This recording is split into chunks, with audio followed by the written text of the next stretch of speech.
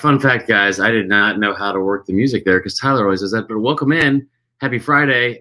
Special Friday happy hour show. Bear with me as I'm trying to get everything set up. Hope everyone's having a fantastic week. Hope everything's been going well for you guys. Hold on a second. There we go. Now we're good. All right. So welcome in. We have our daily Fourth and Wrong show. It is Friday, June 21st, I believe. I don't know. Got a pretty quick episode today. We're going over the updated lines for the Game of the Year lines from Circa Sports. They released about 100 games for the college football season. We're going to focus on the SEC ones, and I'm going to tell you which games are the locks of the year for SEC picks. Now, listen, not to brag or toot my own horn, not saying that we're great at gambling by any means, but the midsummer lock of the year that we've thrown out there every single year, a lot of times it's Georgia over Florida. Spoiler alert. We have been right on it 5 of the last 6 years. So hope you guys are taking notes, hopefully making some money, all the above. But like I said, today's episode, SEC locks of the year from the Game of the Year odds released from Circa. Let's start with, I got 3 for you, and then I've got to best the rest in case some of you want some extra action. Let's start with the second week of the season, Texas at Michigan. Now, I have been a little bit critical of Texas because I think they're coming into a much tougher situation than their fans understand, going into the SEC and having just a little bit more heightened level of physicality and competition week after week. That being said, Texas is going to be really good. Like, there's not a time where I think Texas is going to be down a lot like they have been in the last decade. Now that we're in the NIL era, still a lot of talent on that team. They've recruited really well. Obviously, Sark has been fantastic at getting that roster turned around. I think when he got there, they had 8 offensive linemen and 18 receivers on that roster. He's done a phenomenal job of getting that turned around. Here's the thing. I think Texas is going to be good. The schedule permits them, will allow them to probably be at least a 10-win team. Going to Michigan week 2, Michigan has the biggest stadium in the country. I don't know how much home field advantage you're going to get there because it's not like it's a crazy loud environment. And it's something that Texas won't be used to as well. This is game 2 in the Sharon Moore era, replacing Jim Harbaugh. And listen, I like Texas in general in this game, but one of the main reasons I like Texas to cover the 5 points is because Michigan, I think, is going to fall off the face of the earth this year. Considering what they lost from last year, you lost your head coach, you lost Connor Stallions, you lost half of your coaching staff, you lost 13 players in the NFL draft. And here's the thing, not only do you lose all of those and you have this game in week 2, you also have to sit there and you have 36% returning production, which is 128th in the country out of 134 teams. So that's not great. And you're also talking about a situation where they haven't really recruited that well. Like this is a national championship team a year ago, and they only finished with the 16th ranked recruiting class in the country following that up. So it's not like they have recruited crazy well in the last 5 years. They only have one class that's inside the top 10 over the last 5 recruiting cycles. So I think Texas goes up to Michigan. I think they prove a point early. I think they cover the 5. So that's the first lock of the year. The next one, this is like one of the most underrated games that no one's talking about for the whole season, I think, the SEC. I don't know if any of you have watched Mizzou and Oklahoma fans interact on Twitter, but it is a treat, especially if you're not invested whatsoever. There's not a lot of love lost between these two teams who used to be, conference, not rivals, but obviously competitors.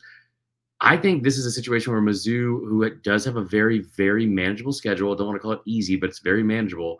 You get Oklahoma coming to Como, and I don't think a lot of us know exactly what Oklahoma's going to be. It's hard to nail them down.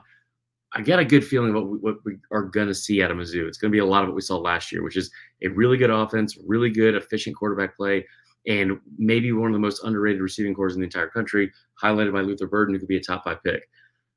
Oklahoma, after all the things I just said about Mizzou, Oklahoma also had the 112th ranked pass defense in the country last year. If that wasn't bad enough, they're going on the road to Como, which probably doesn't seem like a very tough environment. But Oklahoma doesn't have a win on the road versus a ranked opponent in the last 5 years. The last time they beat a ranked team on the road was 2019 against Baylor, which was a 3-point win that they had that miraculous comeback when they're down like 28-3. I think this is like, out of all the games on Mizzou's calendar, obviously the Bama one's a big one.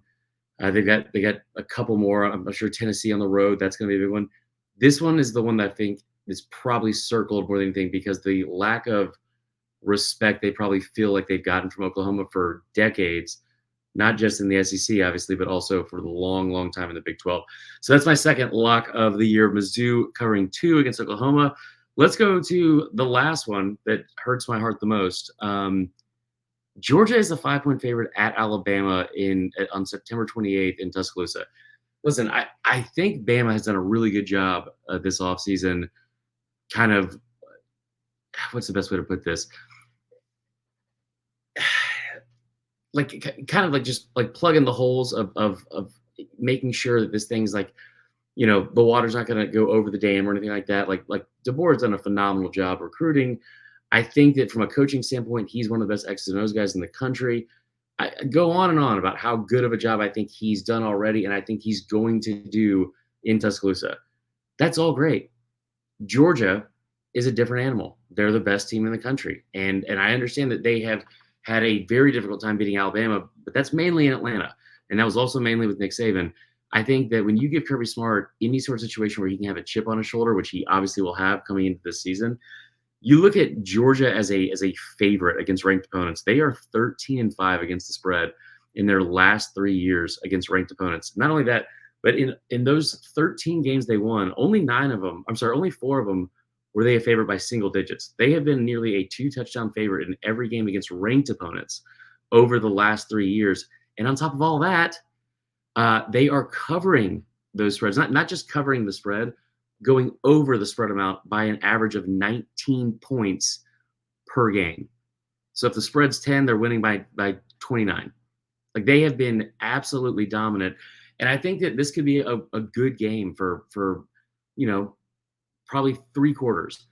But if Kirby Smart gets a chance to put any sort of foot on Bama's throat, or just have a welcome to the SEC moment for Kalen DeBoer, maybe get the monkey off his back, whatever you want to say. If he's working through some demons of all the losses they've had the past couple of years, however you want to phrase it, if Georgia gets the opportunity to put it on Bama, they absolutely will. And I think that Bama is going to be really good still. But where they're going to struggle is in the secondary, for one. And I don't know if they're going to be able to match Georgia up front. And again, Kirby, chip on your shoulder, Carson Beck, all those receivers, 5 points is just not enough. It's just not enough at all. So those are my 3 locks of the year. Make sure you guys follow along with that. Tell me if I'm right, wrong, anything in between. And then last but not least, we have the best of the rest. There's 100 games they've released, and we're just like I said, we're only focusing on the SEC ones. But from the SEC ones, here's 3 extras that I think could also be really good. A&M's a 10-point favorite against Arkansas. I hope Arkansas is great. I want Sam Pittman to live forever and be a head coach in this conference forever. He's great. No one's pulling against Sam Pittman. A&M's a 10-point favorite, though, against them. I think A&M's going to be better than people think, and I don't think Arkansas is going to be very good. So that's the first one. The next one, Kentucky's a 1-point favorite over Louisville. Listen, Louisville was a team last year that was like somehow under the radar, even though they won 11 games.